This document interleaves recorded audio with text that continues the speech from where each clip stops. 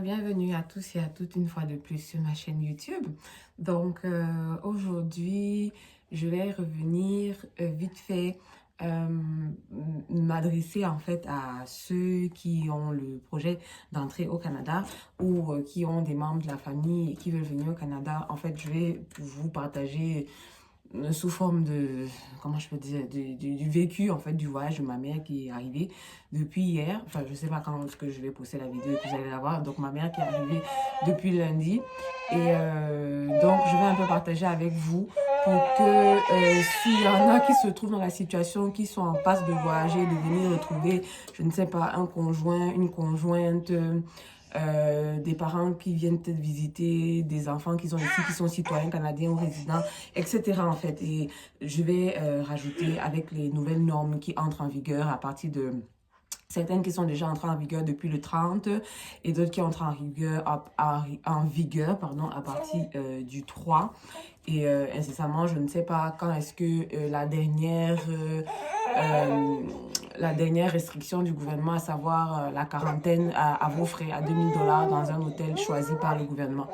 Donc, comme je vous l'ai déjà dit, notamment de nombreuses fois, moi je suis citoyenne. Donc, ce qui fait que quand ma mère, en temps de quand il n'y avait pas la pandémie, hein, quand ma mère venait me voir, elle avait déjà son visa de toutes les façons. Et il fallait juste acheter le billet d'avion pour venir. Bon, maintenant que nous sommes dans la COVID et que là, on n'arrête pas d'aller restriction sur restriction à cause de la COVID, ma mère devait prendre son vol en date du 31 janvier à Douala, l'aéroport de Douala. Et elle a acheté son billet avec la compagnie SN Bruxelles. Maintenant, quand vous achetez le billet de toutes les façons, votre compagnie doit vous exiger en fait, avant que vous puissiez board, comment on dit, embarquer, voilà, la compagnie vous exige la présentation de votre test négatif de la COVID. Donc, pour ceux qui sont au Cameroun, précisément, bon, moi, ma mère a fait son test de la COVID à Yaoundé, au centre Pasteur, à raison de 15 000 francs la valeur du test PCR. Et normalement, il vous demande de faire ce test-là 72 heures avant la date de votre vol. Donc, ma mère voyageait un dimanche et on lui a donné le rendez-vous pour le vendredi. Pour qu'ils vous donnent rendez-vous, ils vont vous demander en fait votre billet, en fait, ou votre réservation pour voir la date de votre vol. Et en fonction de la date de votre vol, on vous donne un rendez-vous, mais vous-même assurez-vous que vous ayez quand même un délai de 72 heures pour le test et les résultats avant de voyager, quoi. Donc, ma mère a fait son test au Centre Pasteur le vendredi qui précédait le dimanche, en 31 à 9 heures. Et moi, j'ai reçu ces résultats par courriel le samedi. Et ils ont aussi envoyé une copie du résultat à l'adresse courriel de ma mère. Donc, moi, je gardais quand même le résultat en cas de quoi que ce soit. Parce que les parents, là, des fois... Donc, voilà. Attends, non. Attends. Et donc, maintenant, venu le moment du dimanche pour le vol, moi, les documents que, même si actuellement vous avez un parent qui avait souvent l'habitude de vous voir, de venir vous voir et qui a encore un visa valide, parce que c'était ça avec ma mère. Ma mère a encore son visa de 5 ans qu'on lui a donné. Sur les 5 ans, je pense que là, il lui reste 3 ans. Là, on est en 2021, il lui reste 2 ans sur le visa. Donc, les documents que moi, j'ai eu besoin de lui envoyer pour qu'elle puisse embarquer, parce que la compagnie... peu importe la compagnie aérienne que vous allez prendre, il y a des pièces qu'on va vous demander pour que vous puissiez embarquer. Donc, comme j'avais fait la vidéo pour vous dire les qui avaient le droit d'entrer au Canada maintenant, j'avais parlé de la famille élargie et de la famille immédiate. Pour les membres de la famille élargie immédiate, par exemple, comme par exemple, ça peut être ta mère qui vient te rendre visite, je sais pas, genre si toi, par exemple, tu es une mère qui est ici et que tu es résidente ou citoyenne, que tu veux que tes enfants viennent te rendre visite, un enfant, des petits-enfants. Donc, j'ai envoyé une copie de mon passeport à ma mère. J'ai envoyé, pour montrer qu'en plus de moi, elle a d'autres membres, j'ai envoyé une copie d'acte de naissance de ma fille. La copie d'acte de naissance, non, la copie de mariage, mon acte de mariage, chut, mon acte de mariage Et je pensais que c'était suffisant. Sauf que quand elle est arrivée donc au comptoir de SN Bruxelles le dimanche pour embarquer, on lui a demandé mon acte de naissance pour prouver ma filiation en fait avec ma mère. Parce que sur mon passeport, sur un passeport, normalement, tu n'as pas le nom du père, tu n'as pas le nom de la mère. Et donc, mon acte de naissance, on voit sur nos actes de naissance, en tout cas au Cameroun, oui, les actes de naissance en général, même normalement, portent le nom du père et le nom de la mère. Donc, sur mon acte de naissance, on voyait bien le nom de ma mère tel qu'écrit dans son passeport.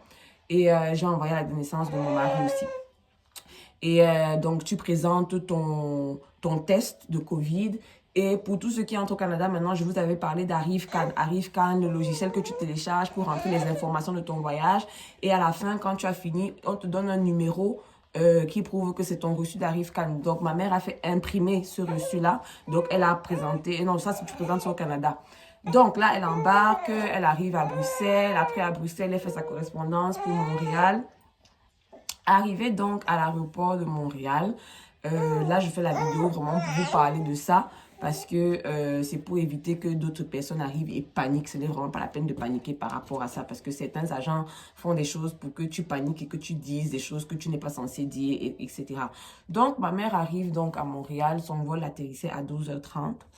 Et donc, à 12h30, elle arrive, là, elle passe le contrôle frontalier, elle présente le reçu d'ArriveCan, elle présente tous les documents, pourquoi est-ce qu'elle vient au Canada. Et puis là, l'agent qui lui parle lui demande si elle a reçu la lettre du gouvernement du Canada pour pouvoir rentrer au Canada, quoi. Et là, ma mère se dit, quelle lettre? Parce qu'elle n'est pas au courant d'une lettre. Donc, moi, je suis repartie sur le site du gouvernement pour voir s'ils ont ajouté d'autres pièces que, mettons, les gens auraient besoin de présenter à l'entrée. Mais non, en fait, vous n'avez pas besoin de lettres. Donc, même si à l'aéroport, on vous demande par hasard, est-ce que vous avez une lettre du gouvernement, assurez-vous juste que la personne que vous venez voir, vous êtes donné une lettre d'invitation dans laquelle il va stipuler un motif essentiel du voyage. Parce que actuellement, même si ce sont les membres de la famille, même si c'est quoi, on permet aux gens de venir pour des motifs humanitaires du style « Oh, telle personne est malade, je viens l'assister » ou « Quelqu'un est en fin de vie, je viens l'assister ». Moi, en l'occurrence, la lettre que j'ai envoyée, j'ai écrit que j'ai accouché, j'ai besoin que ma mère vienne m'assister parce que avec la pandémie, moi, je ne peux pas voyager et donc ma mère vient m'assister parce que j'ai eu une grossesse assez compliquée et donc, machin, même l'après-grossesse, c'est un peu compliqué. Bref, tu racontes plein de vérités, ce que tu veux. Donc, elle a présenté cette lettre-là et puis après, au bout de 4 heures d'interrogation, enfin 4 heures d'attente hein, pour qu'on la reçoive, machin, elle a pu être autorisée à entrer et pour aller faire sa correspondance pour venir donc à Québec vu que moi je suis à Québec.